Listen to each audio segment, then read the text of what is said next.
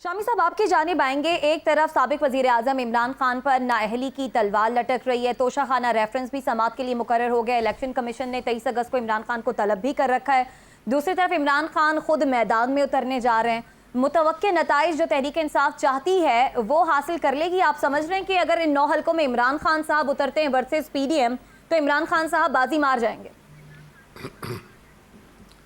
देखिए, अगर 9 हल्कों में इमरान खान साहब उतरते हैं तो बहुत मजबूत कैंडिडेट होंगे।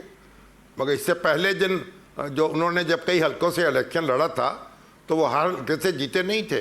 लाहौर में वो तारक अजीज साहब के मुकाबले में जो टीवी एंकर थे बड़े मारूफ PTV के, उनके मुकाबले में शिकस्त खा गए थे। कराची में भी शिकस्त उनको मिली थी। वो तो मेरा ख्याल है मियाँ वाली से वो जीते थे, बाकी तो वो नशिस्तें निकालने में कामयाब नहीं हुए थे। और उस वक्त मैंने उनसे अर्ज़ किया था कि आप इतनी नशिस्तों पर क्यों इंतखाब लड़ रहे हैं। उन्होंने कहा कोई हल्का खाली तो नहीं छोड़ा जा सकता। तो मैंने कहा फिर आप 237 सीट नशिस्तों पर इंतखाब लड़ लें, वो क्यों खाली छोड़ दिए। तो इस पर वो हंस पड़े थे। अभी जो साद रसूल साहब ने कहा, देखिए मेरा ख्याल है कि इस वक्त मुस्लिम लीग नून को और उसके इत्तेहादियों को गौर करना पड़ेगा।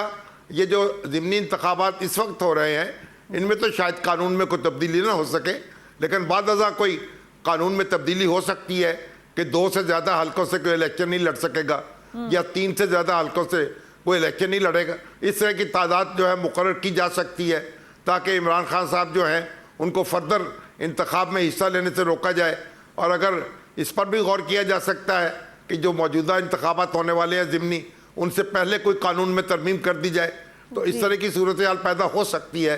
पर इमरान खान जो हैं वो मजबूत कैंडिडेट होंगे और जो मुकामी उम्मीदवार हैं उनके लिए बहुत मुश्किल पैदा करेंगे, यानी भारी भरकम उम्मीदवार होंगे, उनका मुकाबला आसान नहीं होगा।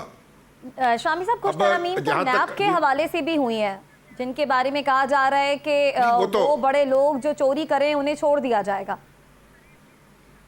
देखिए, वो तो कानून बन गया ना, सेनेट से भी मंजूर हो गया, कौमी असम्बली से भी मंजूर हो गया। अब सदर मुमलकत उस पर दस्तखत करेंगे।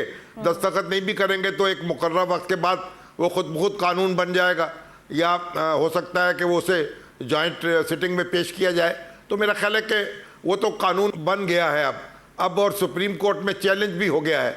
अब दिलचस्प बात यह है कि ख्वाजा हारिस जो नवाज शरीफ साहब के वकील थे इससे पहले, वो अब इमरान खान साहब के वकील हैं और एहतसाब एक्ट में जो तरामीम हुई हैं उनको उन्होंने चैलेंज किया है। अब इसमें PTI का दावा है कि ये इससे बहुत रिलीफ मिलेगा जो बरसर इख्तिदार लोग हैं उनको। लेकिन हमारे आज़म नज़ीर तारक साहब वो कहते हैं कि ज़्यादातर तरामीम वही हैं जो अदालतों ने जिनकी निशानदेही की थी।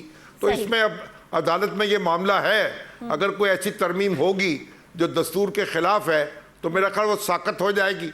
अदरवाइज तो फिर तरमीम हो गई हैं, मगर देखते हैं एक दो तरमीमें तो ऐसी हैं जिन पे मेरा ख्याल है बड़े पैमाने पे एतराज़ हो रहा है। यानी अगर किसी शख्स के पास कोई ऐसी जायदाद या ऐसे एसेट्स मौजूद हैं जो उसकी आमदन से ज़्यादा हों तो ये समझा जा रहा है कि फिर उसको ये साबित करना चाहिए कि वो उसके जायज़ ज़राए से उसने कमाए हैं। यानी पहले नैब को ये साबित करना पड़ेगा ये असासे उसके हैं जी। जब ये साबित हो जाए कि उसके हैं तो फिर बारे सबूत उस पे होना चाहिए। तो ये बहस हमारे यहाँ हो रही है, अब देखते हैं कि हक़ की शक्ल क्या होती है।